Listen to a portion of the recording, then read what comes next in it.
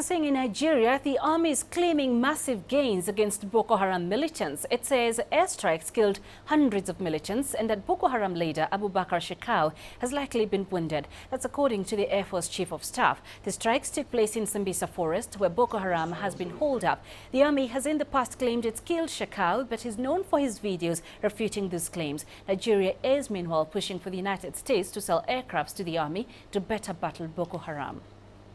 It was a night operation, and we're very lucky to deal with these guys who had amassed somewhere and were planning to go out to commit evil.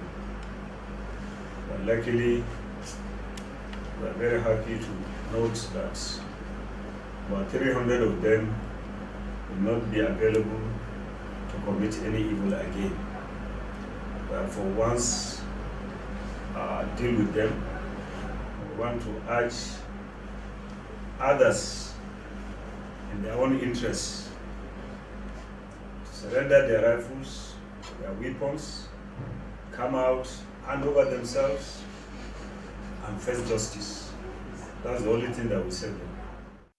The military has been describing the air operation as spectacular and unprecedented, perhaps because of the targets involved. It says 3 very top commanders of Boko Haram were killed in the operation and that the eccentric leader of the sect, Shekau, was, quote, fatally wounded. It gave the names of the 3 top commanders as Abubakar Mobi, Malam Nuhu and Malam Haman. There's yet no confirmation if the 3 were among the least of 100 Boko Haram insurgents long declared wanted. And there's also no independent confirmation if indeed the leader of the sect was fatally wounded. The sect refuted a similar claim in the past, with Shekau making subsequent video appearances to further debunk the claims.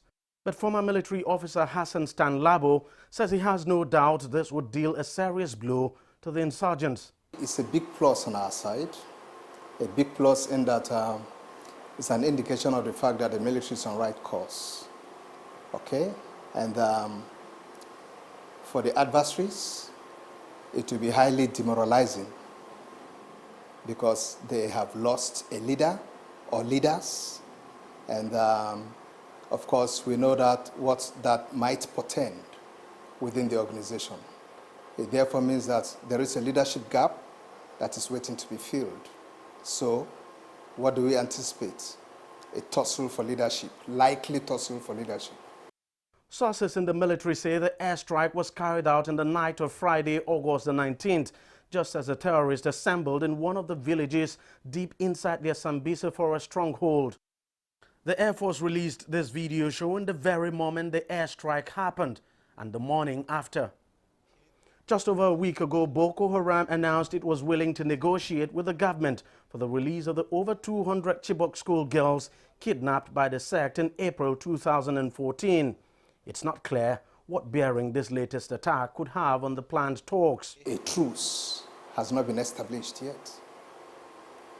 We are only preparing for the planned negotiations. If both parties have said, okay, even while we prepare, can there be a truce? Fine. Then it will be that we have likely broken the truce. But they are busy too, the way we are busy. Besides, it is a big plus again for us since we are going into negotiations. It means you'll be going to the negotiating table from a position of strength. In a related development, Nigeria's secret police, the Department of State Services, Tuesday announced the arrest of the chief mastermind of a Boko Haram attack on a school in the northeast Yobe state back in 2013. The attack left around 42 dead, most of them students. The DSS says Mudashiru Jibrin, the alleged mastermind, is a spiritual leader of a Boko Haram sleeper cell in the northwestern city of Kano, where he was arrested.